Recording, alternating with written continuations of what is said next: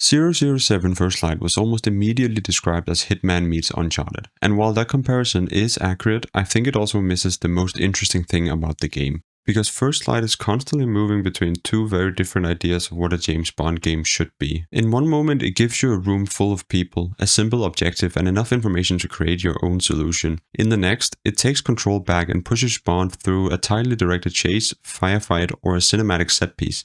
Sometimes those two sides work together almost perfectly. Other times it feels like the game cannot decide whether it wants you to play as Bond or simply experience the Bond film IO Interactive has already planned. And now, 2 months after release, several patches and its first major content update, we can look beyond the launch excitement and ask a more useful question. Did IO Interactive actually find the right balance between player freedom and a cinematic spectacle? Because 007 First Light is at its best when it gives you a problem and trusts you to solve it. Its biggest weakness is that it does not always know when to step back.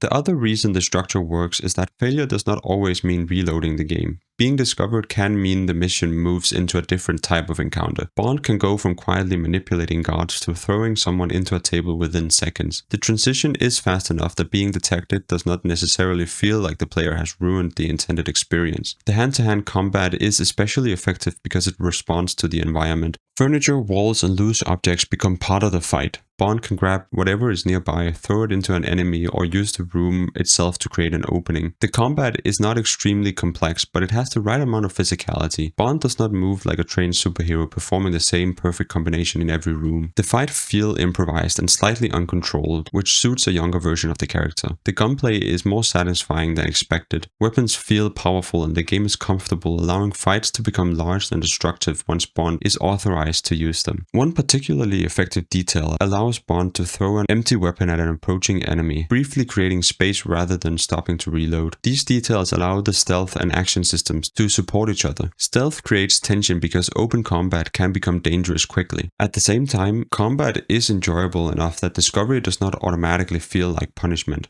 The best missions move naturally between those states. A careful infiltration can become a chase. The chase can become a firefight. That firefight can then lead directly into a large cinematic sequence. When the pacing works, First Light gives the impression that the situation is escalating because of what happened during the mission, even though the largest story beats were always going to occur. That is difficult to achieve.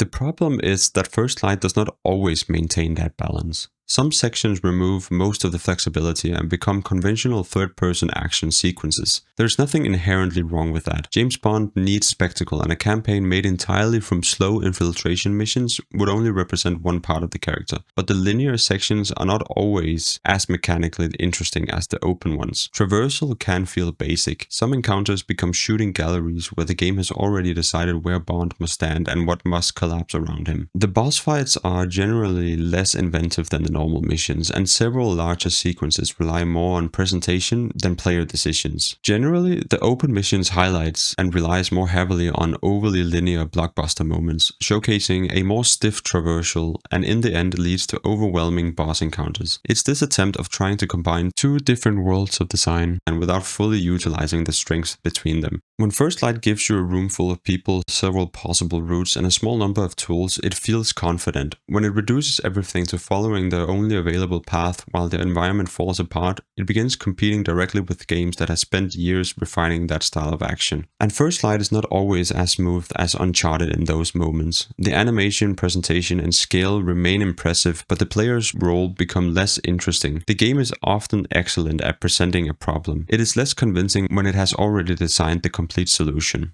The gadgets reflect a similar issue. First Light includes several tools that fit naturally into a Bond game. They can distract guards, disable equipment, create openings, and give the player another option before violence becomes necessary. The problem is that the options are not equally valuable. A small number of gadgets are useful in so many situations that experimentation can feel voluntary rather than necessary. You can choose a less efficient tool because you want to create a different experience, but the game rarely forces you to rethink a familiar solution. That limits some of the replayability in my opinion. Hitman works partly because different items create very different plans. The most convenient solution is not always immediately available and restrictions can force the player to understand the level in a new way. First Light contains some of that thinking, especially in tactical simulation, but the campaign does not always pressure the player enough to use the full selection of gadgets. The tools sell the image of being a secret agent. The balance between them does not always support the same level of experimentation. This is one area where future missions could improve the game significantly without changing its basic structure. More situations built around specific limitations would make the wider gadget selection feel more meaningful. While initially it would put limits on the gadgets you could use, it could further incentivize players to make use of the tools available and give players the opportunity to experiment and create unique scenarios for themselves. Where First Light separates itself more clearly from Hitman is the story. This is an origin story about a younger Bond who has not yet earned the 007 designation. He is capable, but also more impatient, arrogant, and far less disciplined than the finished character normally seen in films. Patrick Gibson does not attempt to imitate one specific Bond actor. His performance takes recognizable parts of the character while still allowing this version to feel inexperienced. That is important because the story needs room for development. Starting with a fully formed Bond would have been easier, but it would also have made the campaign feel like another isolated mission. First Light instead tries to establish a cast, relationships, and a version of MI6 that can continue into future games. The performances are strong throughout. The motion capture and staging gives the cutscenes a level of care that is becoming less common in games of this size. Even smaller interactions are given proper framing and a character animation rather than two people standing opposite each other while the camera changes angle every few seconds. The tutorial is a good example of the game using its cinematic influences intelligently. Bond's training is presented like a film montage where the player learns the mechanics at the same time. The story and the tutorial are doing the same job instead of interrupting one another. The overall production also understands the appeal of Bond beyond the action. Expensive hotels, isolated resorts, formal events, and locations clearly designed for people with more money than sense are part of the fantasy.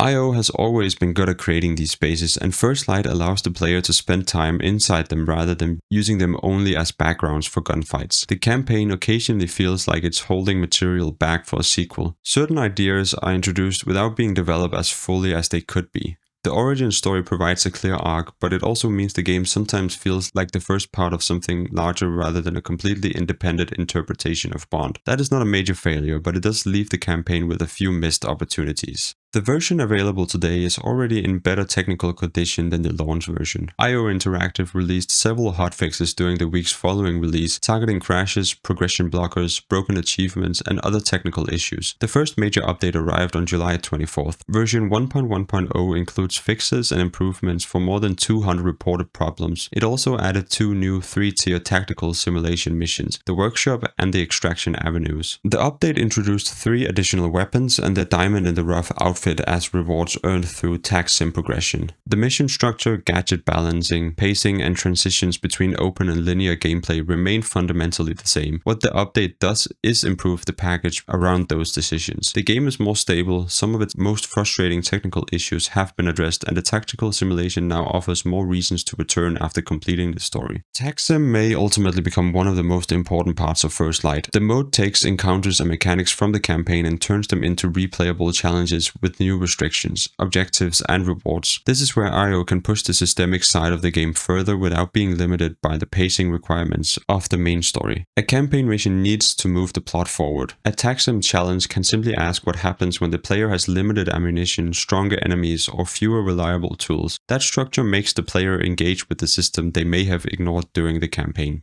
So what exactly is to come for this game? IO Interactive has already announced a Year 1 content plan. The roadmap includes new story missions, additional locations, and regular tac sim updates. Future tactical simulation content is expected to introduce new scenarios, gadget upgrades, weapons, enemies, vehicles, leaderboard challenges, intel, and even cosmetic rewards. IO has also said that New Game Plus is being explored and looked at, although it has not been confirmed as a guaranteed feature. IO spent years turning World of Assassination into a platform built around returning locations. First Light is more narrative focused, but tactical simulation gives it a place to apply a similar philosophy. The new story missions may also address some of the campaign's underused characters and locations. Still, the future content should be viewed as an extension of the existing game, not a replacement for it. The updates can add new challenges and encourage experimentation. They can improve stability and give the gadget system more room to develop. They are unlikely to change the basic identity of the campaign, and that identity is already strong enough to stand on its own.